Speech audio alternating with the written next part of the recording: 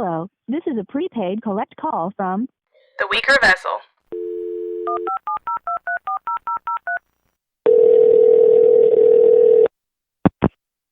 Hello. Hi. Hey. Hello, everyone. Okay, so we are doing something a little different today. We have my good friend Shannon Lankford on the podcast along with Sondra and I. Say hey, Shannon. Hi. So Shannon is a good friend of mine here in the Northeast. She doesn't sound like she's from the Northeast. No, I don't. Because she's not from the Northeast. But her husband pastors a church in Chelmsford, Massachusetts. Is that right? Did I say it right? Yes. Okay. So he pastors a CREC church in that area. And that's how we became friends. Like our husbands connected and then we connected. Yes. And I'm so thankful for that. Yeah. It really was like the providence of God that happened because it didn't have to happen that way. Really. Nope. So. And our families are just our families do so well together. The kids do so well together. I love it. Yeah, it's really a blessing. We're about like 3 hours apart, so we get to see each other periodically and at Presbyterian, things like that. So super thankful to have them in the area. New England is like a very dark, spiritually sort of environment. So when you find someone who is like-minded spiritually, it is incredibly exciting. Yes. And it is dark. It is very different and different from North Carolina where I grew up. Yeah, that's the accent you're hearing. Isn't it charming? Yes. I love it. So anyway, so Shannon is going to be on our little podcast today, and she has a cool story. And I think the topic that we're going to discuss, which is feminine courage, just fits so well with what happened to you guys and your family recently. So would you just kind of give us like a brief summary of like what your family's kind of walked through the last couple weeks, Shannon? Yeah. So I feel like I feel like I'm a little disconnected from it this week because it's so much calmer than it was. But my husband, Kendall, he decided that he wanted to do a pastor story hour at the library in Chelmsford, since that's where our church is located.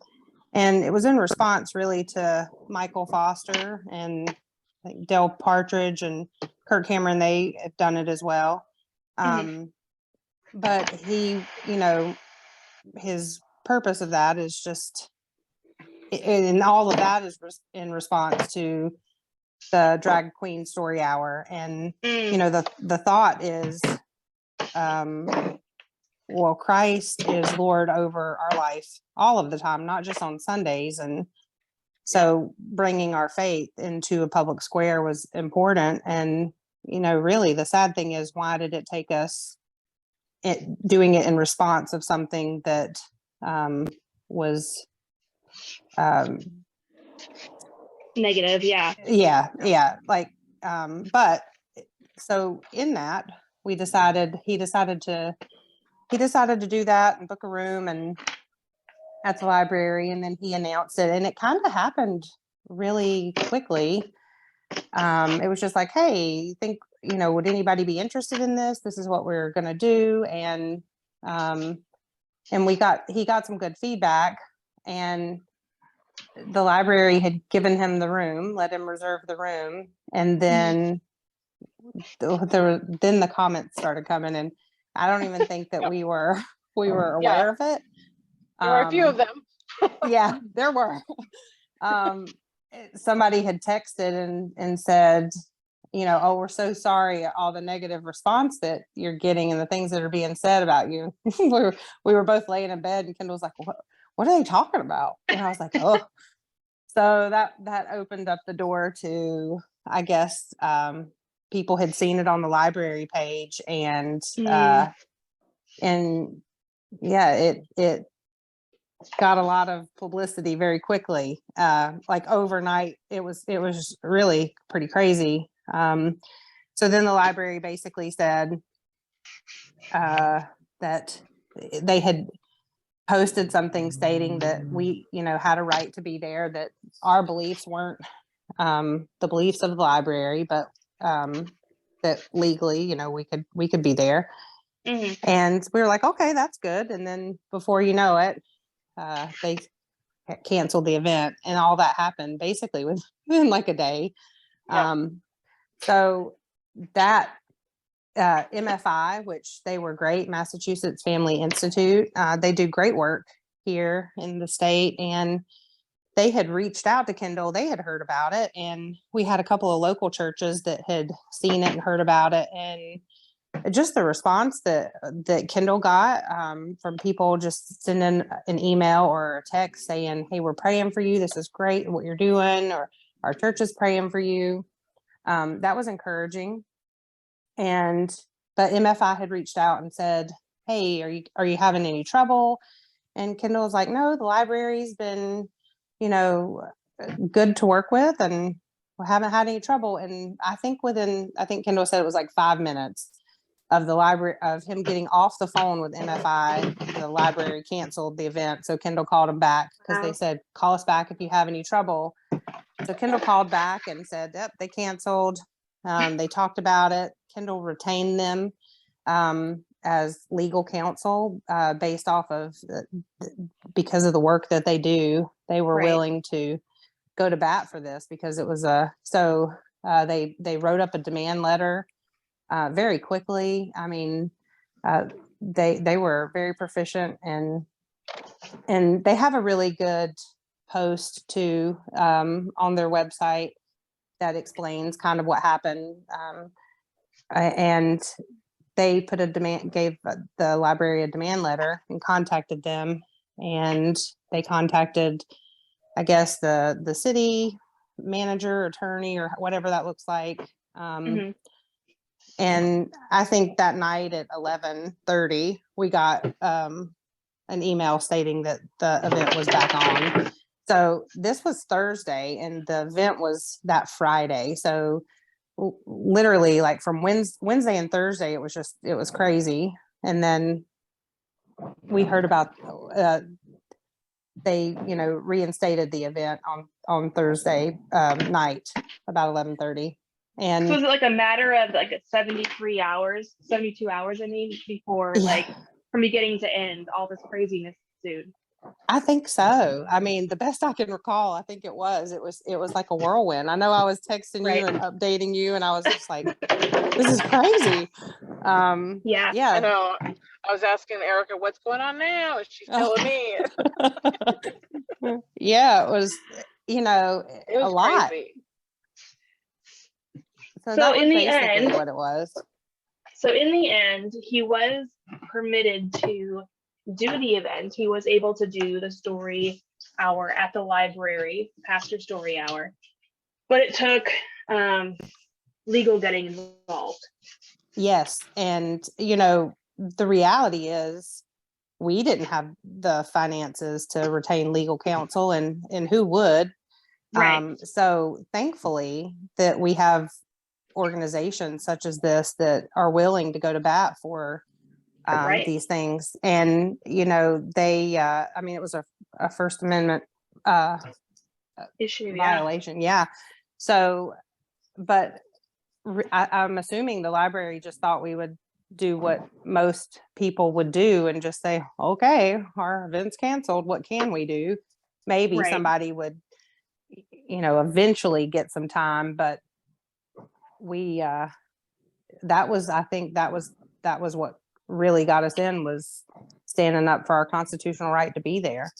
Right. Oh yeah. So I love this story because, all of us are post-mill. We believe that, Jesus is king. He's ruling and reigning right now. And we are just meant to proclaim it, right? Like, because Jesus is king, Kendall has a right to be there. Because Jesus is king, we have all these rights. We can proclaim in the public square that Satan is defeated, right? Like all these things. And so that post-mill idea and understanding, I think a lot of women would agree with us in principle, but then how it plays out in individual homes can look different. But also there is a disconnect sometimes between what we know in our head and what actually keeps us awake at night. I can say that. It's like, we want our husbands to be bold kingdom builders, and yet when it looks like your husband actually stepping out and doing what God's called him to do, it can be incredibly scary. Yes. Well, I mean, like, yeah, I mean, even what they were saying online with Kindle, and I mean, they were calling for his head in those comments. They wanted him fired. They wanted him destroyed. Like, I mean, it was not like, well, we just don't like him. Let's just not have him there. I mean, they were not simple comments like that. I mean, they were like, go to his page, report him, do all that. Like they, and report him for hate speech. And I literally called Erica and I'm like, what did he say that was, I don't see anything that was hateful. Well, he hasn't even done anything yet. I know. No, I know this was on the library post just saying that they were having the event. And I'm like, I don't see where he said one thing in these comments. Like, what are they talking about? Like, this is, whoa, this is going crazy here. Like, just being a Christian and standing up for like biblical principles is so countercultural and is so offensive. Like, the gospel is offensive. Yes. And if we're going to be effective kingdom builders, it's going to take a lot of very brave and strong men and a lot of brave and strong women. And all of us need to be in our lanes, performing the roles that God gave us.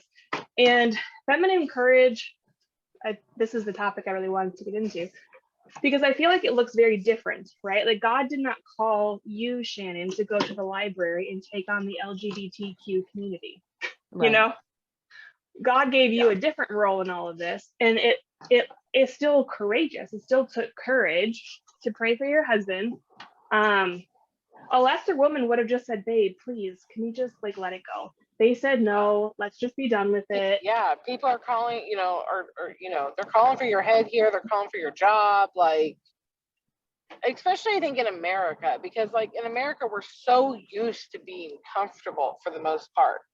And liked. Our husband, and liked. Our husbands have a lot of 9 to 5 jobs, like it's no big deal, like to just go to work. Even if you're not a pastor, like just go to work, do your job, and be quiet.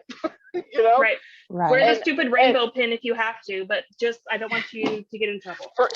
Bring home the paycheck, Right. Just bring home the paycheck and stuff, but to like actually like be there in the midst of it, and to be the wife and play the role, and to have and to want, like, as Christian women, we should want our husbands to be kingdom builders for Christ. But then not just to be like, hey babe, because it's one thing to sit there and say, hey, I really want you, I really want you to raise our children, in Christ. I really want you to, help out the church or whatever. But then it's a whole nother thing, especially in America, to be like, and babe, like when the crud hits the fan, I've got your back and I'm going to support you right along there. When they're calling for your head, I'm going to keep supporting you. Right.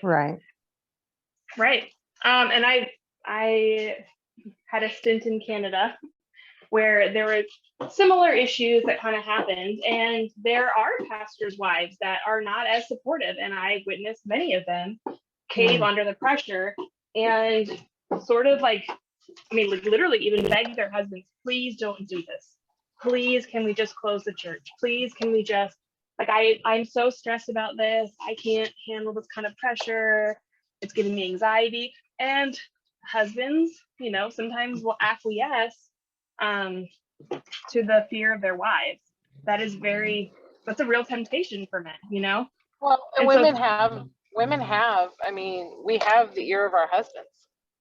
Right. It's not hard to, convince them otherwise. They do value, if you have a good husband, they do value your opinion and what you say, and they will listen. Right. Right. We're more influential. Yeah, Mm-hmm. we're more influential than probably anyone in their lives. Yeah. Right, exactly. So in all of this, I text both of you, I think, And I said, let's like talk through 1 Peter 3 a little bit, because I feel like it's incredibly timely as we talk about this topic. Because in that passage, it talks about being daughters of Sarah, and how if we do good and fear nothing that is frightening, we'll be daughters of Sarah. And you think, okay, well, that's not really the thing that like women talk about. Like women in the church often talk about being like a Proverbs 31 woman or whatever, but no one's really talking about being a daughter of Sarah, because it's actually quite, it's a pretty high calling if you at all like know the life of Sarah. Homegirl walked through some pretty intense things in her life, and I'm just saying I'm not really sure that I'd want to sign up for it myself. Like, you know, being given over to Pharaoh and being told that you're Abraham's sister, and there's like a whole lot of wandering around waiting for God to take you certain places, and your husband is called to leave his homeland, and he's given all these promises that like take a very long time to actually be, seen. And it's just, there's a lot going on in Sarah's life that like I wouldn't necessarily choose to sign up for, Right. Yeah. And yet it's a blessing to be called the daughter of Sarah. Actually, that's a good thing. I love that in that portion of scripture, which is all one big chiasm, actually, not to get too James Jordan, but how it even says that we shouldn't fear what is frightening. Like it acknowledges that there's a lot of really scary stuff that's going to happen. It just says, don't fear what's frightening. It doesn't say it's not really scary. Right. I mean, no, you're already told terrifying. there, like, hey, it's gonna happen, and don't fear it. Right. If you're going to be tempted to, because it is really scary, but don't fear it. And instead, you're told to fear the Lord. And the chiastic structure of that is super interesting to me. I didn't do a deep dive into it. I just sort of glanced over it. But in the very beginning of the chapter, it talks about how a woman can win her husband over with a word by her gentle and quiet spirit, and how she can save him through her spirit. And then in the very end of the chapter, it talks about Noah. Can I go out there so I can get the mail? Because our mail lady will. Yeah, you can go do that. Sorry, we have a lot of snow, and our mail lady's not wanting to trudge through our snowy banks. I don't blame you. But it's just funny because, like, in the end, then it talks about Noah and how 8 people were saved through the waters. And you think, okay, well, if you're Noah or Mrs. Noah, which no one really ever talks about either, think about how scary that was. The other day.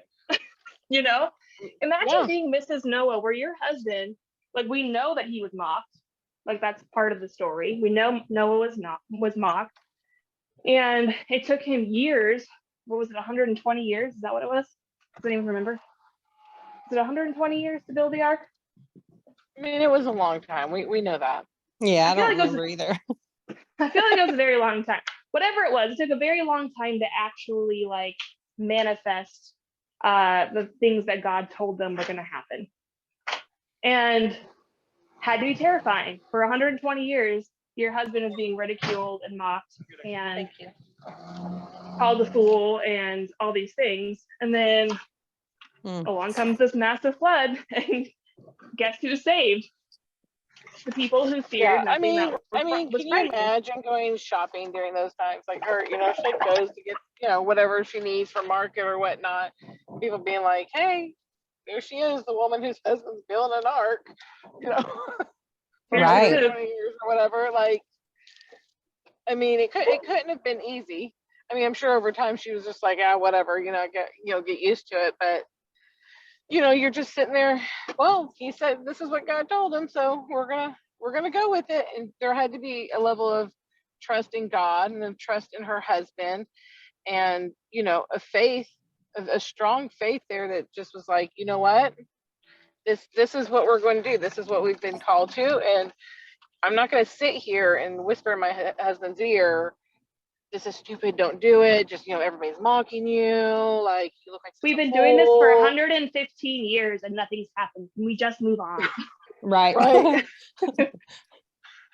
Exactly. But instead, I imagine now, I mean, obviously we don't like, it doesn't tell her account of it, but Yeah, this is I all imagine, speculation, by the way. yes, I'm not adding to the word of God here, just to be clear, but I imagine more of a woman who, trusted enough in the Lord and in her husband, to be like, hey, you want me to go get you another bucket of nails? Yeah. Bucket of nails. Here? I don't know what I'm saying? the bucket of nails. You need some more tar or whatever it is you're putting on that thing. I mean, you got me go catch another chicken for the boat. I mean, whatever it is, Yeah, whatever I Oh, can do man. to support you in your what Exactly. everyone seems to feel like you're crazy. In your craziness, I will Right. support you. Exactly. Like, I imagine more of that woman than than the other, than the mocking woman, than the Right. Well, the scornful. Mhm. And we know that she did support him because she was on the boat. So, I mean, pretty safe bet, right? Oh yeah, that'd be a bad day. Like, oh, well, sorry, babe, you didn't make it. Of Hey, all babe, the days to submit. You doubted me a few times.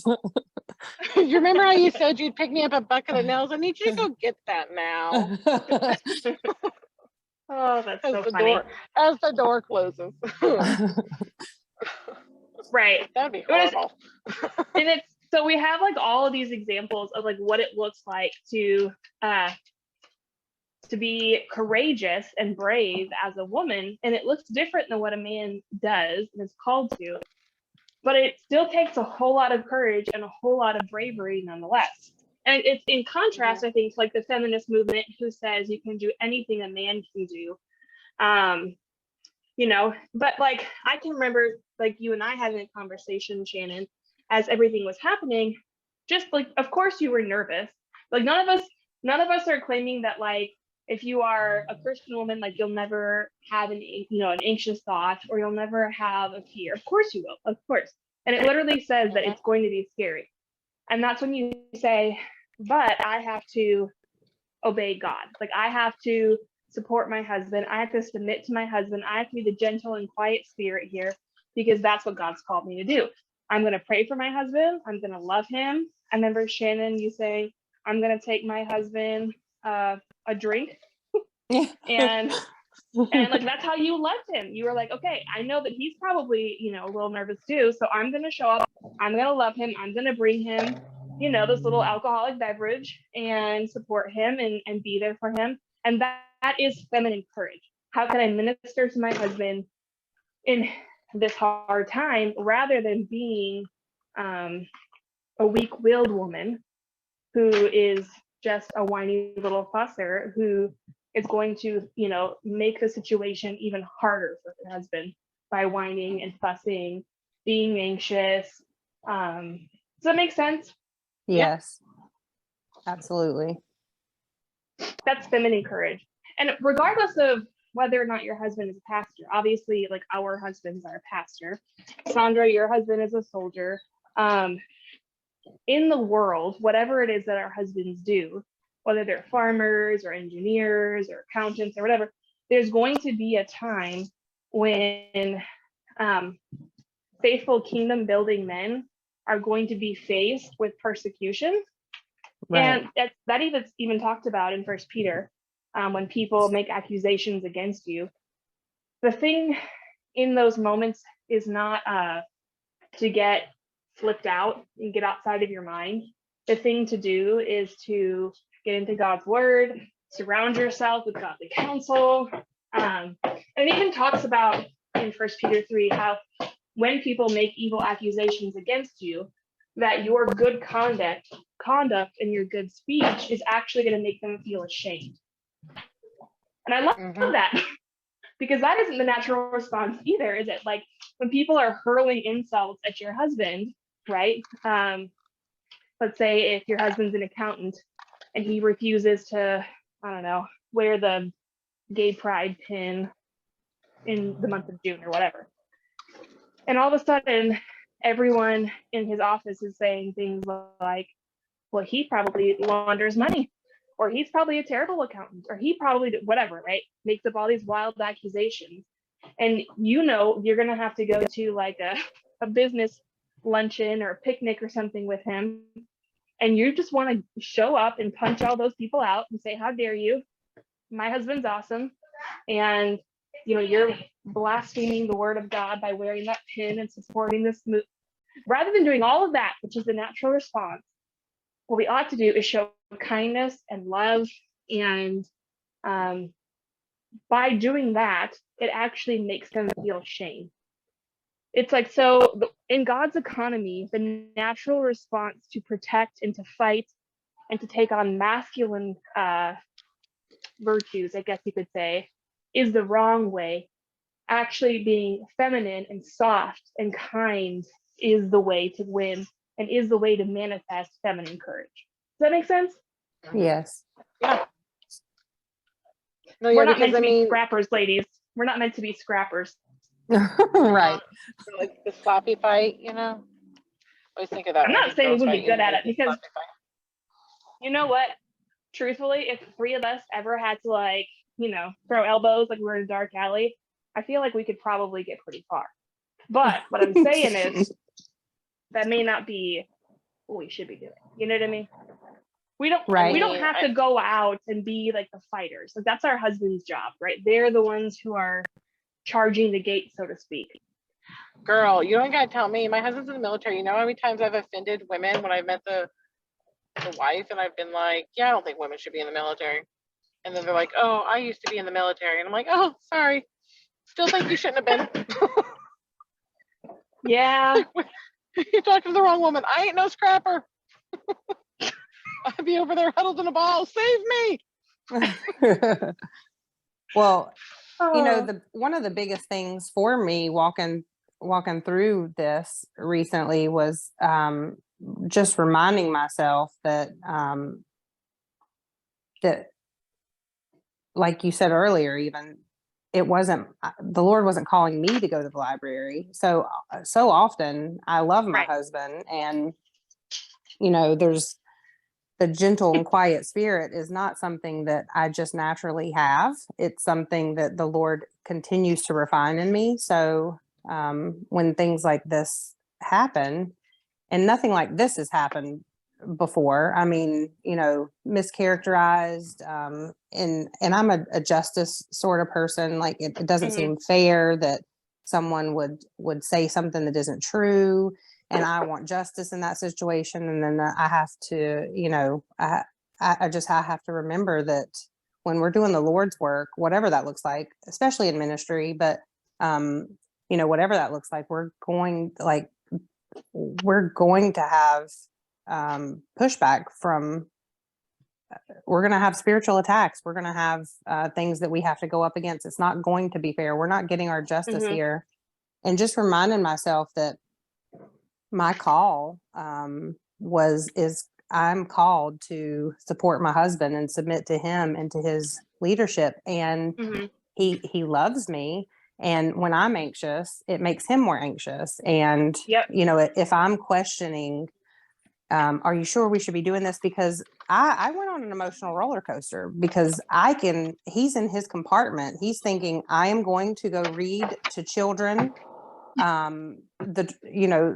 this book, and that is what he's focused on. And I'm thinking the repercussions of all of this, like, these people are acting mad and crazy. Like you hear so much, and I thought, oh, we're going to have people like knocking down our door. We're going to, somebody going to egg our house. Are we safe at church? Like I start, you could question all those things. Like, I don't, are people going to see me in the grocery store and say something to my children or me, or how do I deal with that? Because in the moment,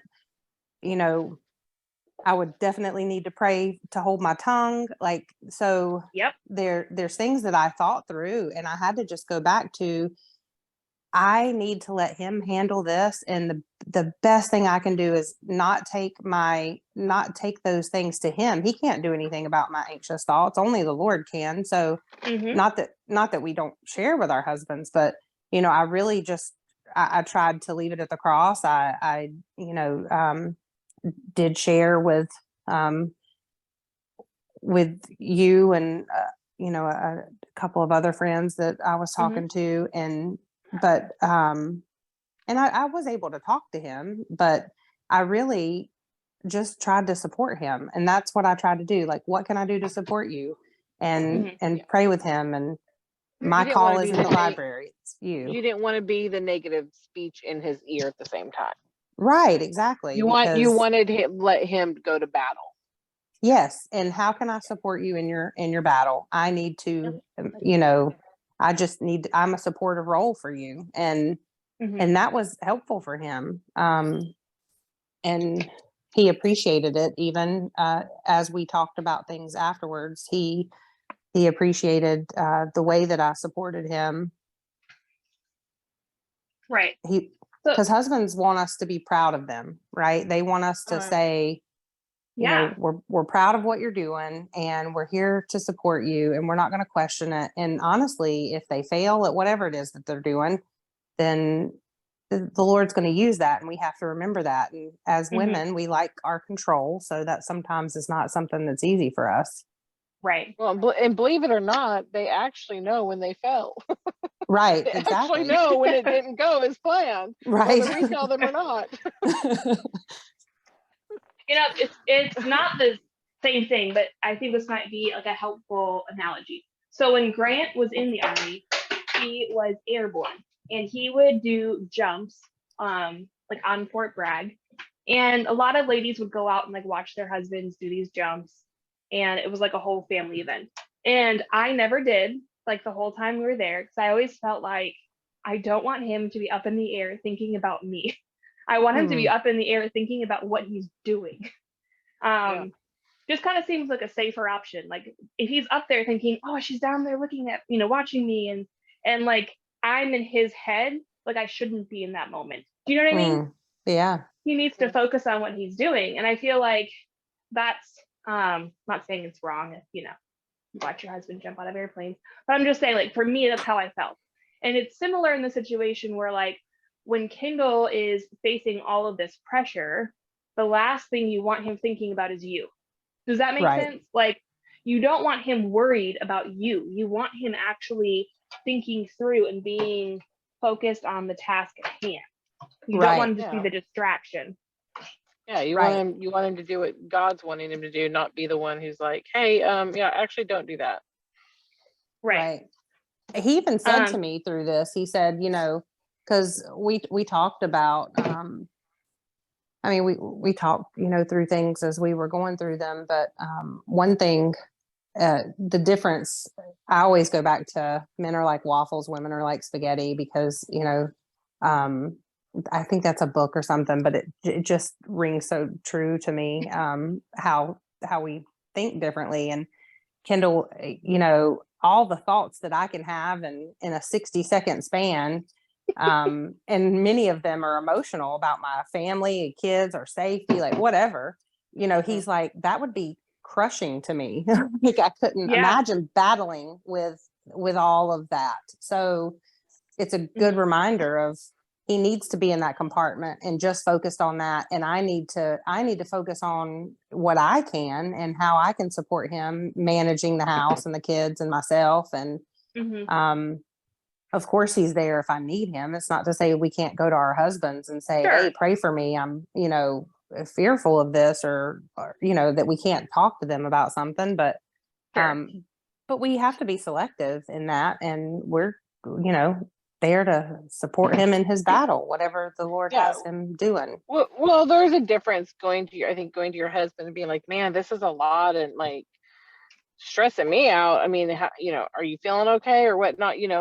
Or having like a simple conversation and going to him in like tears and be like, oh my gosh, you're gonna lose your job. We're not gonna have any money. And your kids are gonna starve to death. Absolutely. There's a complete difference in what like conversation. So I mean, obviously, yes, you talk to your husband, but like there's a mindfulness to it. There's a mindfulness of like how you're speaking to him, and a self-control too. There's a self-control Yeah. of having self-control over your emotions and all those things, but knowing that you're like doing God's work. Your husband is at battle for the Lord, and that's the man you want.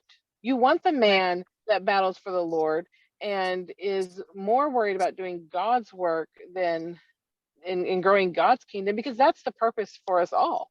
We're all Right. here to grow God's kingdom, not to be, you know, worried about how much, you know, spaghetti gets put on the table at the end of the night. The Lord, you know, there has to be a sense of, we like, yes, we want God, we want our husbands to build God's kingdom, and we trust God enough to make sure that the little things are taken care of. Right. And that's that You know? post-mill idea, I think is incredibly helpful going forward, because I don't understand how you could have, I just think it'd be inconsistent to have a feminine courage, but think that in the end, the world's going to hell in a handbasket and we're going down with it. Like, that's not super encouraging. Like, if that's how you think you win by losing. No, we win by winning because Christ already won. Exactly. So, what I thought was super interesting in 1 Peter 3 was how the idea of like subjection, being in subjection, came up once again as like a chiasm in the beginning and the end. How in the beginning, the wife is told to be in subjection to her own husband. And then at the end, it talked about how angels, authorities, and powers are in subjection to God. And that's the hope, right? Because even all powers, all authorities, all angels, like all of them are under God's control anyway. And that actually is like freedom for us. That's powerful, because ultimately all the powers that our husbands go up against, all authorities, they all answer to King Jesus anyway. At the end, you know, like that's pretty awesome. Yep. That's pretty Yep. encouraging. So Yeah, it definitely is a good reminder of, I mean, for me, when being able to support my husband was possible because I understand and believe in the sovereignty of the Lord. So knowing that, you know, Lord, whatever you have, like if this is a door that you're opening for us, we're going to faithfully walk through it. And whatever outcome, you're in control of that. This is nothing that's happening outside of your will, and you're in control of that. And you are a good father. And it might not be, you know, let's just say something crazy happened and it led to, you know, the closing of the church doors, you know, that would be extreme. Right. But even in that outcome, I would be able to say, I wouldn't look at that and say the Lord left us or the Lord abandoned us or he wasn't in control. I would say that was the Lord's will, and it's his church. And I would know that he was going to use whatever happened and, you know, for that. So knowing that, there's a comfort in that you can't get outside of believing in the sovereignty of the Lord. Right. So we've talked about eschatology, and we've talked about soteriology. And this is why, like, I know Sondra, you and I have talked about this, like, doctrine matters, and like women need theology. A lot of times I feel like, even, God bless them, in Reformed churches sometimes, we're often just kind of given, like, I don't know, the scraps of whatever our husband is reading. And it's like, that's great. If you have a good husband, he actually will help you grow. And I think all of our husbands are great at that. But like, it needs to be something we care about. It can't just be the scraps left over the church gives us, or, you know, our husband gives us something here and there. It's like something that we have to want and grow in and pursue for our own minds. And like, we're told to love God with our minds. So it has to be something that we are actively doing. And then when hard times come, then when your husband or your family or you are facing a really hard battle, you have all these wonderful tools that you can rely on and rest on, because good theology and good doctrine is a warm blanket in those kind of times. Like, you need it. You actually like physically need it. Go on, Dixie dog. She's sniffing in my trash. Yes, and what's helpful for, not that not that, let's see, how am I going to say this? Our husbands should be learning who we are and learning about us. If they're good husbands, they want to know, they want to know how to love us better and support us better and all that. But what we learn and how we learn it and applying it to our life might look a little different. So what's helpful for my husband and what the Lord's called him to, I might need something different, if that makes any sense. Yes. Not that it all isn't good and we don't all need it, but the Lord grows us in different areas of our life at different times for different reasons. So, and that's why you need to love God with your mind, not your right. Because we're not loving. You can't use your husband's brain.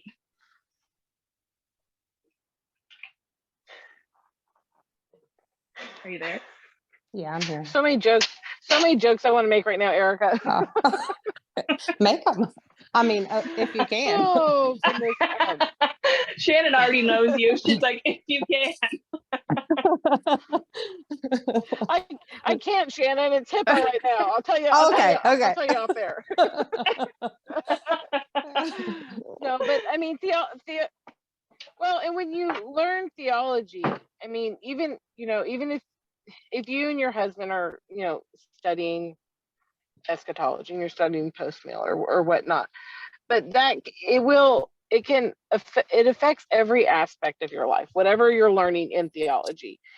And it can apply to your husband reading at the library and his situation at one point, but it can, in a totally different way, the same exact theology will apply, like to Shannon and her supporting him. And it'll be the same concept, but it touches every aspect of your life, because it touches every aspect of how you read scripture and how you apply it. And I mean, we were talking about this the other day, how one simple little thing that nobody thinks is a big deal regarding, a theological concept really just trickles down, and it becomes more. And so it is important that we as women, whether our husbands are studying it because they're pastors, or we're just studying it here at home, in the home, like, it is important that we care and we learn it too, because it is going to affect us, and it may affect us in a different way, but it still is going to affect us, the way we think, the way we act, how even how we love our husbands and how they love us. You never know, like, which one of us can say, I know when the next big life changing thing is going to happen to our family. Which one of us can actually claim, oh yeah, it's going to happen, October 3rd of this coming year. That's when this huge thing is going to happen. That's going to rock our family to the core. No one knows that. Yep. So as you learn, as you grow, as you walk in obedience to the Lord, as you, grow in those spiritual disciplines that we're all supposed to be growing in, what we're doing is we're really building up a muscle. And when you're in those hard times, that's when you're really thankful that you've been doing your daily workouts, because now that muscle's ready to go. You didn't know that was going to happen, but you didn't neglect the disciplines that allowed for you to persevere in those hard times, Right. Yeah. And during those times is not when you want to learn those truths. Like, you want those truths to already be there, because you're not going to have the, when we're going through those things, and if we're supporting our husbands in the same life situation, and we're doing it the way that we should be by supporting them and letting them go to battle, they're not going to have time. That's not the time for them to make sure that we have fed ourselves with the word, and that we have learned these things. We need to know them. We need to be ready for our own battle. And and it's important as women. And a lot of women, I either don't see the importance of it. There's, some that don't see the importance of it, or feed off of just what their husbands know. And it's not an ownership that they take And I'm Yeah. not sure why. I don't know if it's I think it's like overwhelming. I think it's an overreaction, or it can be an overreaction to feminism. Like in the complementarian, patriarchal, whatever word you want to use. In that side of things where we acknowledge biblical, gender roles, and we want to say things like a woman's job and tasking is different than a man's. Yeah, okay, we all agree with that. But then it's almost like somewhere as that was being worked out in the church, it was as though like men have to be like the stoic, serious, like theology guys. Women just need to be little keepers at home who don't know anything. Well, and yeah, did you ever experience that? Yeah, I think it can be an excuse for laziness too, honestly. Oh, well, that's my husband's job is to make, to do these things, and I'm here to do that. So this is my, because I mean, come on now, as Christians, we know, even if we're not reading deep theology books, as Christians, we know just from reading our Bible that we are to study God's word. I mean, Right. We should know that. And I don't think that anyone would argue that we shouldn't know God's word, but I do think that there's a whole lot of people who will say things like, as long as you know how to like, be a keeper of your home, you don't necessarily, like a man should go to seminary and a man should be leaders in the church and a man should do all these things, which like we're all like, that's a man's role, totally. Obviously. But that doesn't mean that a woman shouldn't necessarily know what the Bible says about stuff. And that's where I think the disconnect is. It's like you can know all the things that are like, being taught at seminary without taking on the role of a seminary student. Does that make sense? Yes. Mm-hmm. Yeah. Like I hope you can pick up the theology book, you can read it and study it and discuss it with your husband or whatnot, and you don't actually have to attend seminary class with him. No, not at all. And although I would say, Shannon, I don't know if your husband's the same way, but as my husband has gone to seminary and has taken on like certain classes or whatever, he's a verbal processor as well. So basically whatever he's walking through or learning through, I end up getting like a brief synopsis of. Does that ever happen to you? Yes. It's like foreign languages I'm were always fun. Yes. Hebrew and Greek, I was like, it's okay. I just don't want to hear anymore. I don't know what you're saying. I can remember Erica leaving my house on her way back to Maine and being like, Grant talking about how he needed to practice his Greek, and so they were going to listen to this Greek, like him practicing Greek, basically, like literally listening to it and repeating and memorizing it. And she's like, okay, and I just looked at her like, girl, that's a long time to be listening to him repeat Greek. Yeah, it was a long trip. But yeah, it's like a good husband. That's how we support him, right? Yeah. And a good husband brings his wife along, not because like Grant never felt as though like I was going to be co-pastoring with him, and so he had to bring me up to speed. But it was very much like, but I want you to know this because I think it's important for you too. And I'm going to be your pastor. And so if I'm going to use this on my congregation, I mean, I can start with you right now. So you're the first one to get it. Everyone else is going to get it eventually. You're the first one to get it.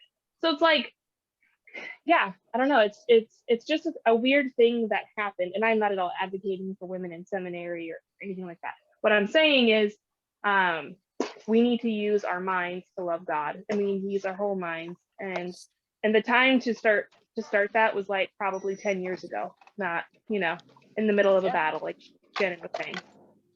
What is that parable like, or not parable, proverb where it's like, the best time to plant a tree was 10 years ago.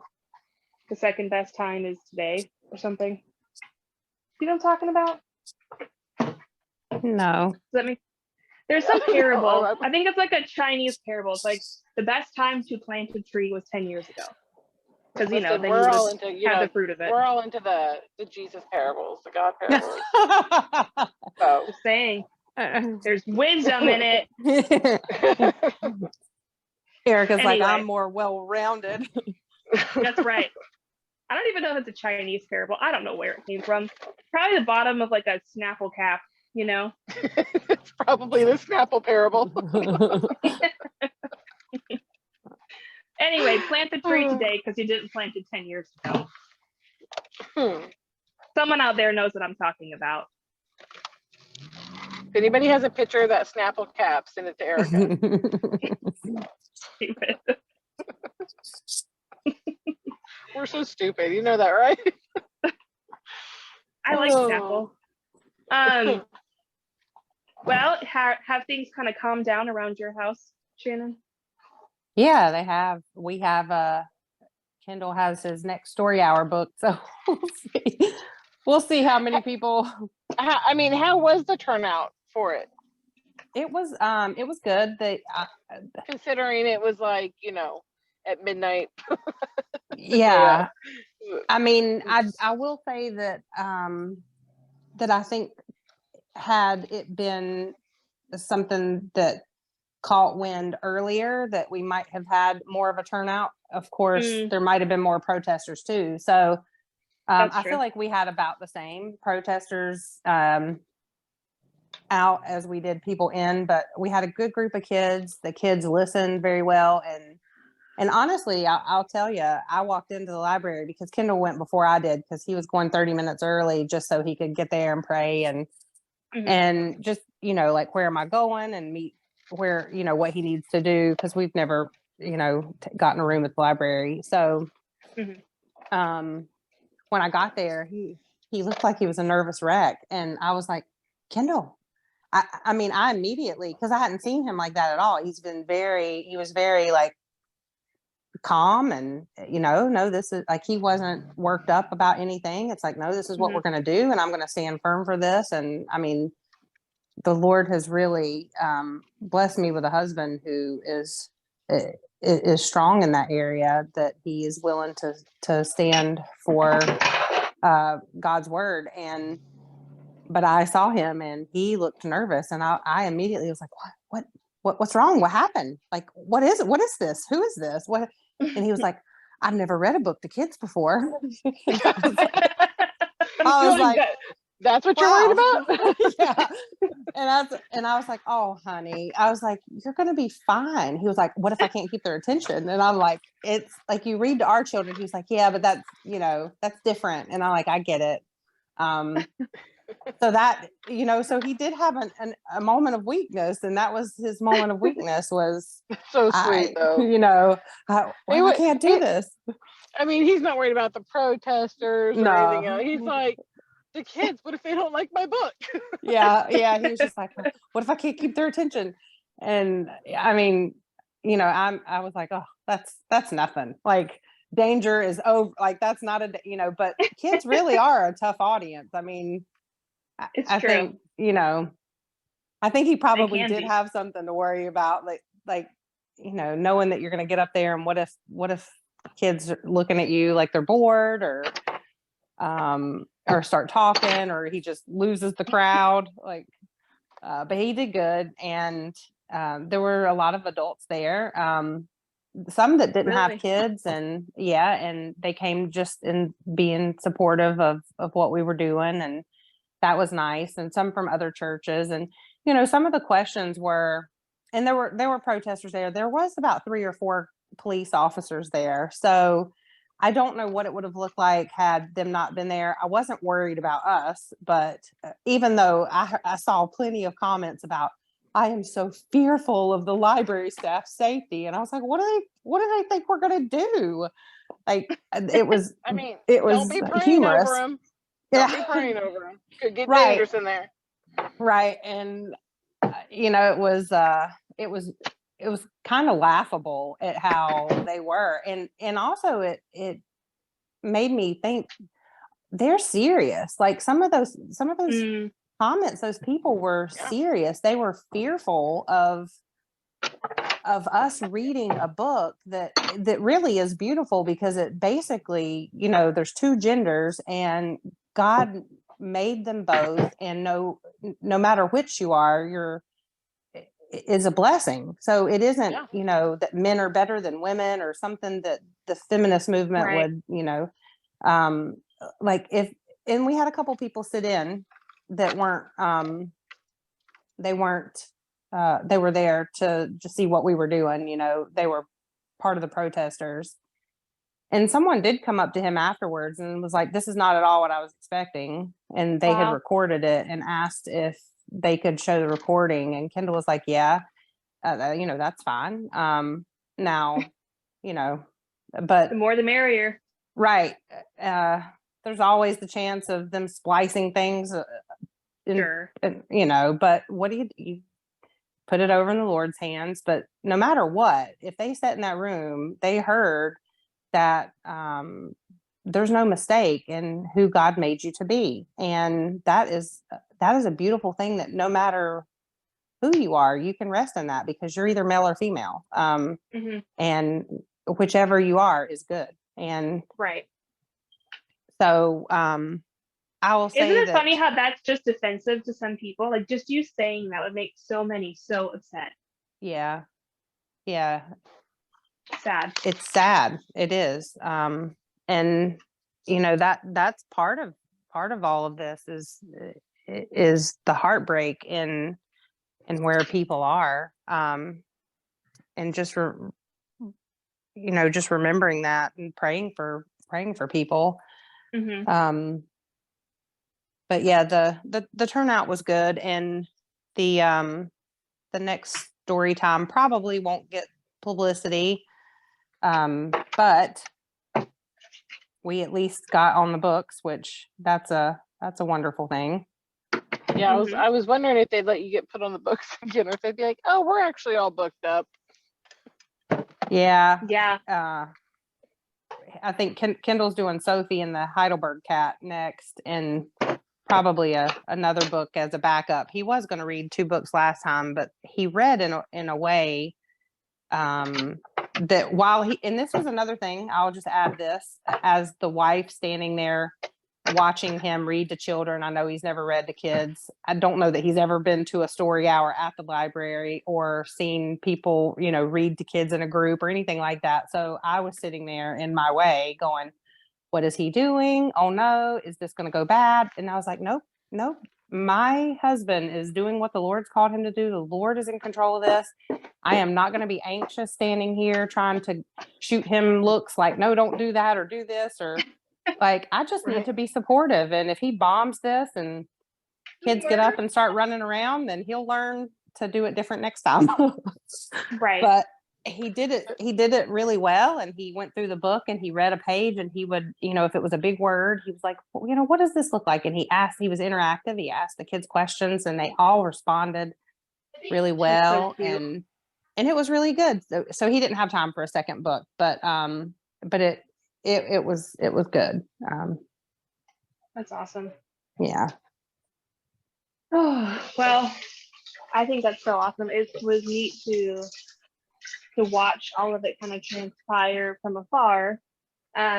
We were proud of you guys. Grant and I were super proud of you guys, and just watching how you handled everything.